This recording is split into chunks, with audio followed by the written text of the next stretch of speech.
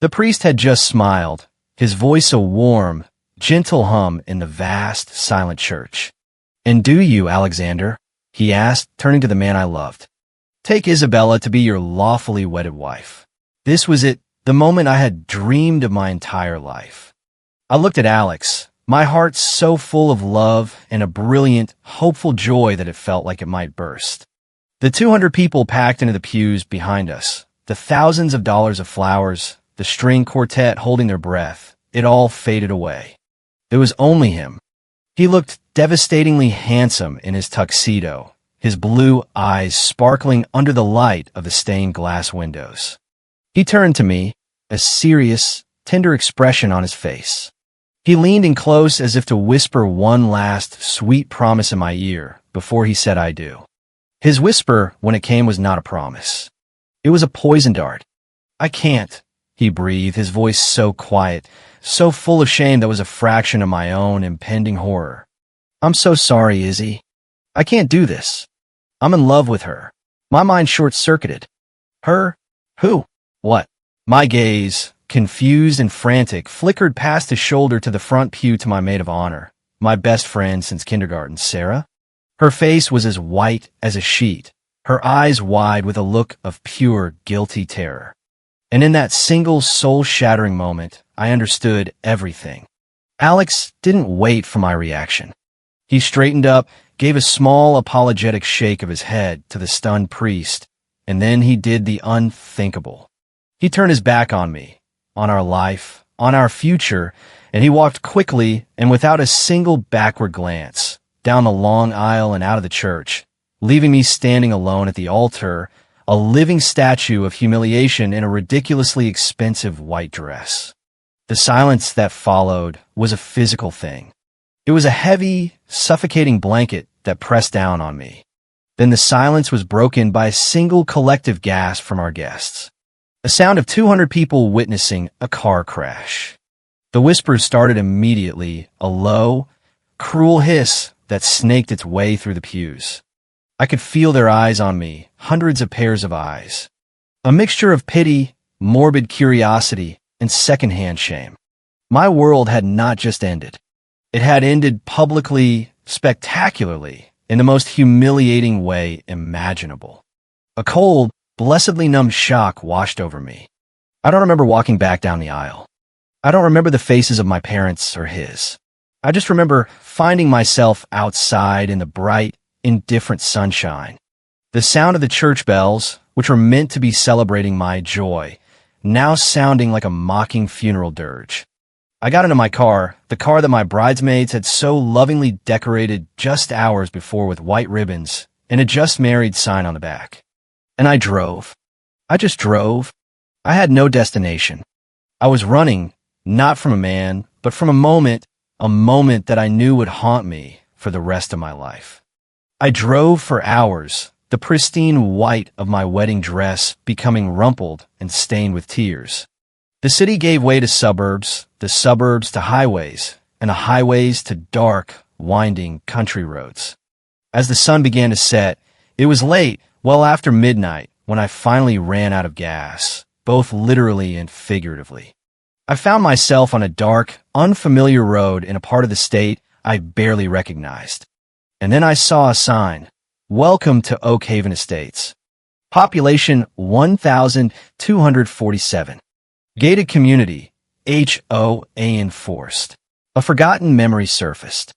Oak Haven. This was where she lived. My Aunt Margaret, my mother's older sister, a stern, practical woman I hadn't seen in nearly a decade. She was my only family within 100 miles. She was my only port in this catastrophic storm. I found her house, a perfect beige box in the middle of perfect beige houses, the HOA's crown jewel of conformity. The lights were off. With a deep, shuddering breath, my knuckles white from gripping the steering wheel, I got out of the car and walked to her door. I was a pathetic sight. My hair was a wreck. My makeup was a smeared, tear-streaked mess, and my beautiful, expensive wedding dress was now just a symbol of my ruin. I rang the doorbell.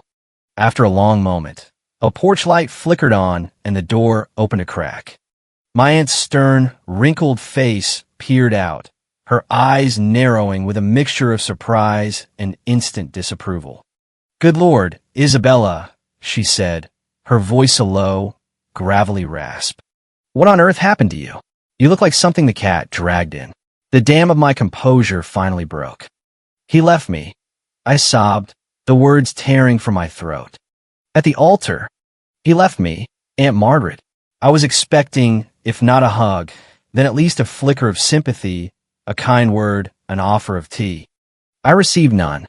She just sighed, a long, weary sound of impatience, and rolled her eyes.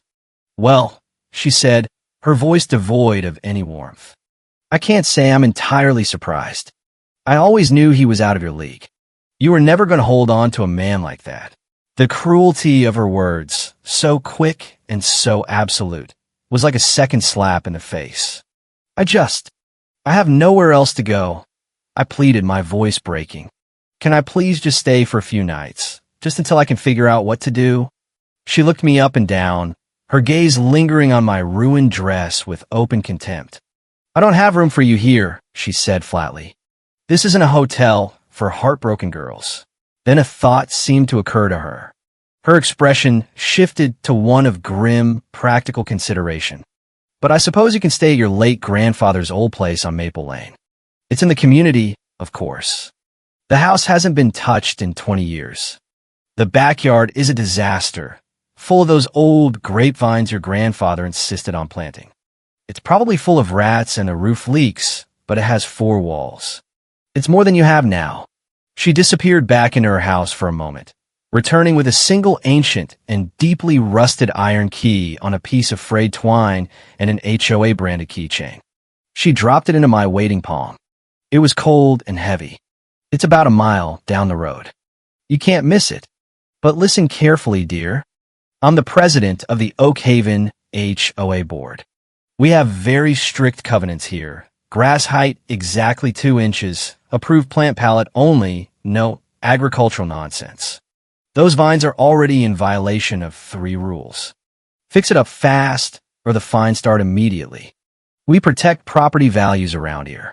And with that, for the second time in a single catastrophic day, a door was closed in my face. I stood there alone in the darkness on a cold porch in a town I didn't know, clutching a rusty key to a place of ruin, still wearing the beautiful mocking dress from a life that was now gone forever. I was at the absolute bottom of the world. I stood alone in the moonlit darkness. The cold, rusty key, a heavy alien object in my palm. The tail lights of my aunt's sensible sedan disappeared down the gravel road, leaving me in a profound and unnerving silence, broken only by the chirping of crickets and the frantic, ragged sound of my own breathing. The adrenaline that had propelled me for hours across state lines had finally vanished, leaving behind it a hollow, aching exhaustion so complete it was a physical pain. I was at the absolute bottom of my life. A runaway bride in a ruined dress, standing at the gates of a forgotten family cottage inside the strictest HOA I'd ever heard of. The gate, when I pushed it, groaned in protest, its hinges screeching like a dying animal. The driveway was little more than 2 ruts in the earth, overgrown with weeds that clawed at the hem of my once pristine wedding dress. At the end of the drive, the cottage stood like a ghost in the moonlight, its windows dark and empty eyes, its porch sagging with the weight of years of neglect. This was not a sanctuary. This was a tomb, a place my aunt had sent me to let my sorrow fester and die under the watchful eye of her precious covenants. The old iron key ground in the lock, but after a moment of resistance, it turned. The door swung open into a cloud of dust, and the thick, musty smell of decay, disuse, and damp earth. Inside, the moonlight painted ghostly shapes on the dust-covered furniture. A single broken chair lay on its side. Cobwebs, thick as cotton candy, draped themselves over a small, warped wooden table. A mouse skittered across the floorboards. This was my new home. I stood there in the center of the small room, the absurdity and the tragedy of my situation washing over me in a fresh wave of grief. Just 12 hours ago, I had been standing in a beautiful sunlit church, surrounded by flowers and friends, about to marry the man I loved. Now I was standing in a derelict cottage inside an HOA that would find me for breathing wrong. My heart shattered, my future a terrifying blank void. My eyes fell upon my reflection in a shard of a broken mirror hanging on the wall. I saw a ghost staring back at me, a woman in a stained, torn, ridiculously expensive white dress. Her hair a wild mess, her eyes red-rimmed and hollow. The dress, this symbol of my once bright future, now felt like a costume of a fool, a heavy shroud of my own public humiliation. With a surge of cold, final anger, I reached behind my back and began to fumble with the dozens of tiny pearl buttons. The dress finally loosened, and I let it fall from my shoulders. It pulled at my feet on the dusty floor, a beautiful, tragic heap of silk and broken dreams. I stepped out of it, leaving my old life behind, and wearing nothing but the simple slip from beneath it, I collapsed onto a dusty old mattress in the corner and let the merciful darkness of exhaustion finally take me. I awoke to the harsh, unforgiving light of morning. The reality of the previous day came crashing back. And for a moment, I was paralyzed by a grief so profound it felt like I was drowning. But then a stubborn, unfamiliar feeling began to push back against the despair. A flicker of defiance. I would not let this place, this ruin, be the end of my story. I would not let my aunt's cruelty or Alex's betrayal or the HOA's ridiculous rules be the final word. I got up, found an old pump in the backyard for water, and washed my face. Then I began to explore. The backyard itself was a heartbreaking sight. It was a tangled, chaotic mess of neglect. The grapevines, ancient and gnarled, were being strangled by thick, thorny weeds. Most of them looked dead, their branches dry and brittle. It was a perfect reflection of how I felt inside. Forgotten, choked, and left to die under the shadow of Aunt Margaret's standards.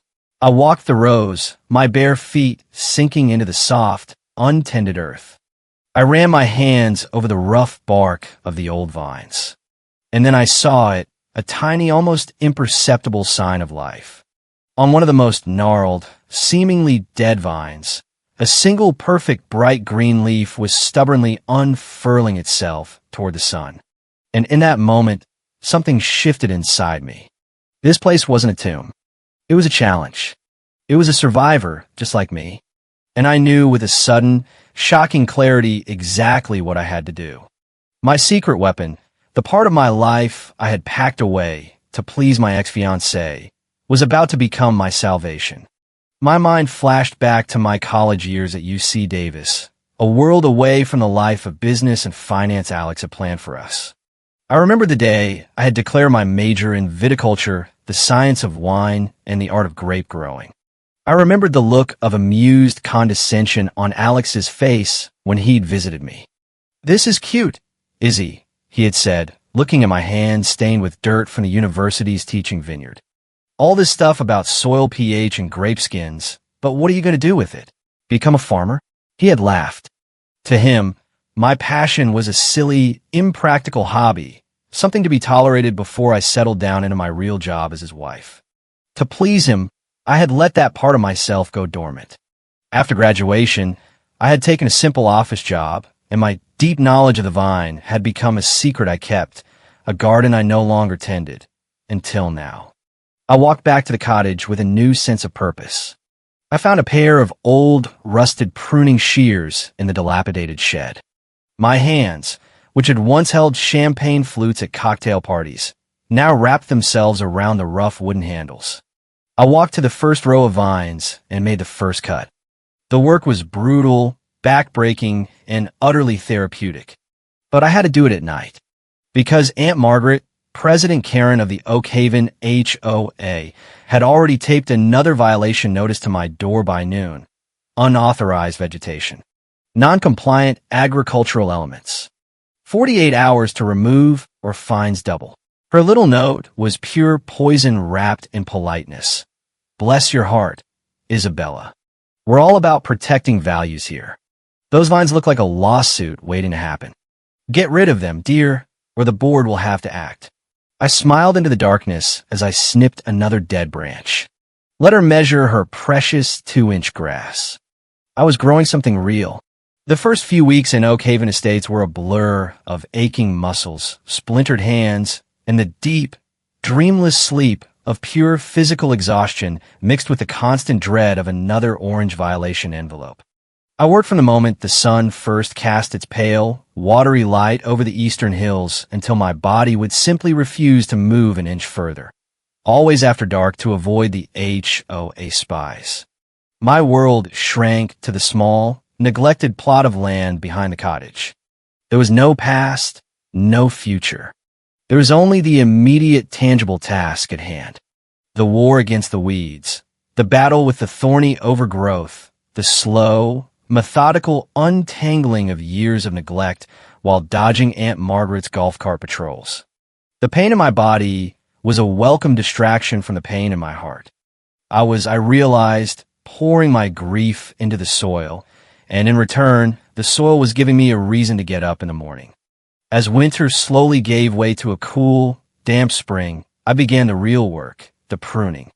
It was a delicate, intuitive art I hadn't practiced since my university days. But my hands remembered. I would stand before each gnarled, ancient Zinfandel vine, some of them as thick as my arm, and I would read its story. I could see where it had been poorly pruned in the past, where it had struggled, where it still held a stubborn spark of life. Okay, old friend, I would whisper to the vines under the cover of night. Let's see what we can do while Karen isn't looking. With my rusted shears, I began the surgical process of cutting away the deadwood, making careful, strategic cuts to encourage new, fruitful growth. It was a slow, meditative process, and with each snip, it felt like I was also pruning away the dead parts of my own past life. The local neighbors in Oak Haven had been wary of me at first. I was a strange curiosity, the mysterious woman who had shown up in the middle of the night in a ruined wedding dress and taken up residence in the blighted cottage on Maple Lane, a place most of them believed was a permanent eyesore that dragged down their precious property values. They would watch me from a distance as I worked, a lone figure in the vast tangled backyard, always after the streetlights came on to avoid the visual disturbance clause. The change came in the form of an old weathered resident named Mr. Rossi. He had lived in the valley his entire life and remembered my grandfather, the one who had originally planted the vines before the HOA covenants crushed everything into beige perfection. He drove his old, rattling golf cart up my driveway one afternoon, his face skeptical, his eyes sharp. He watched me for a long time as I worked on a particularly difficult vine behind the privacy fence. "You're cutting it all back," he finally said, his voice a low, gravelly rumble.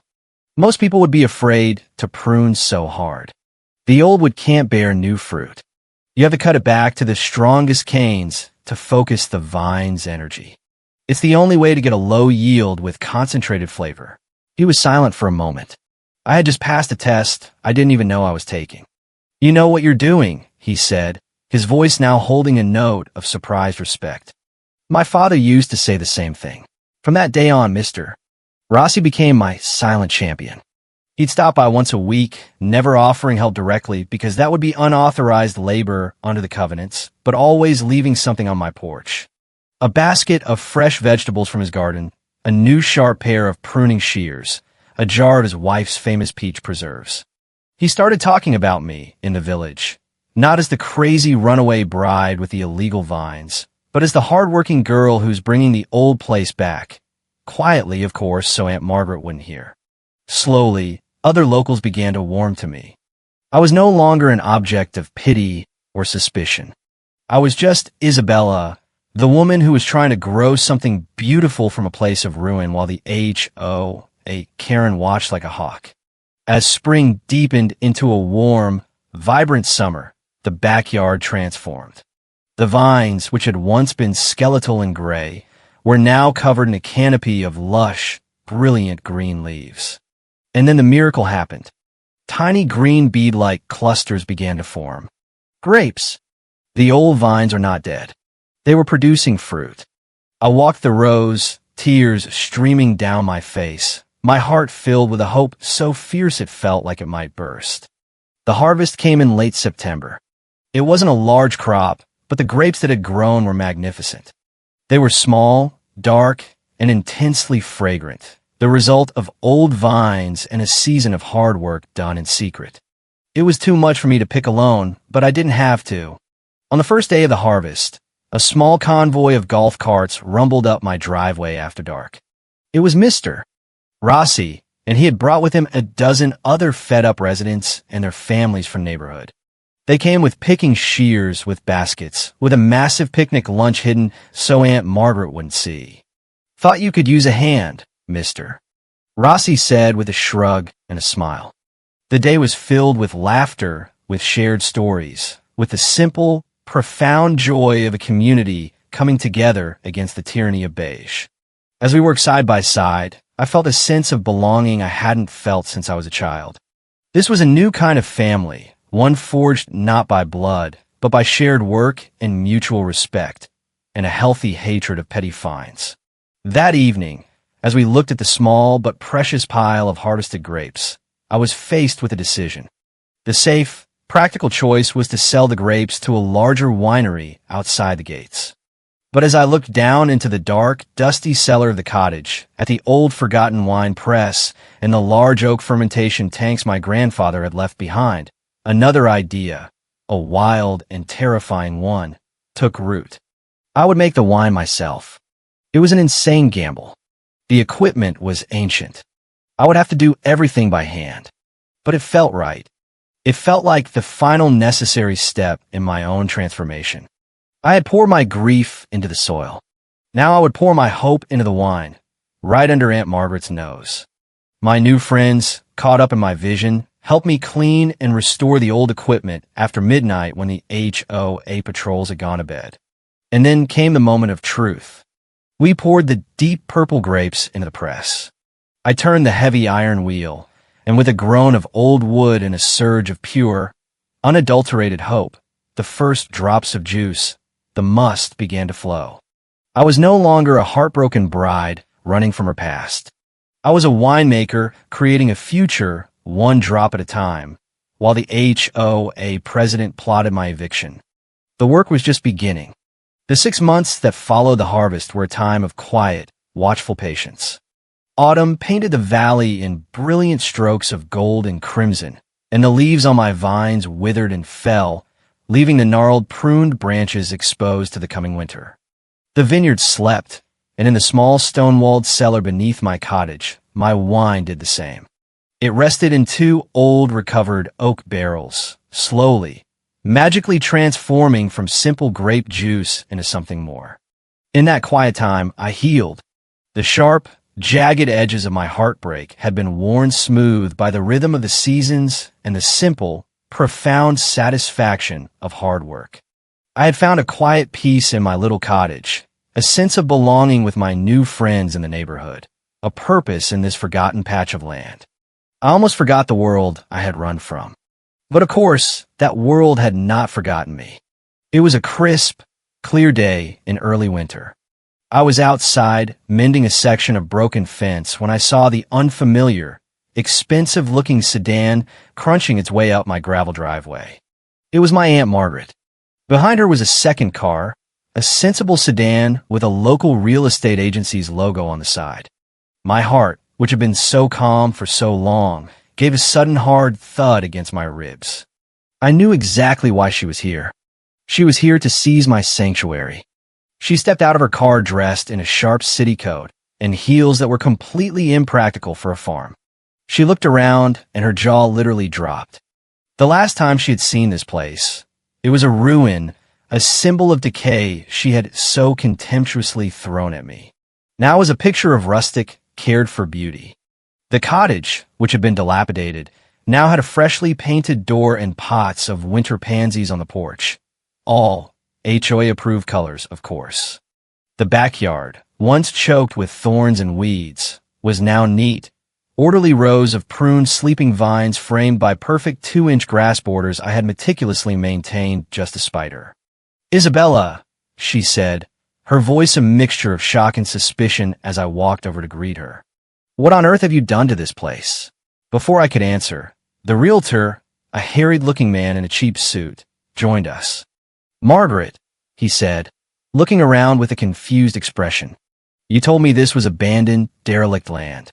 This is a fully tended operational vineyard." "It's nothing," my aunt snapped, shooting me a venomous look. "She's just been playing in the dirt. The land itself is what matters." "Hello, Aunt Margaret," I said, my voice calm and even. My hands were calloused, and there was dirt under my fingernails. But I had never felt more powerful or more at home. "To what do I owe the pleasure?" "Don't take that tone with me, young lady," she said. "I'm here to sell my property. Mr. Jones has a client, a developer, who is interested in the land, so you'll need to pack up your little things and be out by the end of the month. Those vines are still a covenant violation, you know. Agricultural use is strictly prohibited.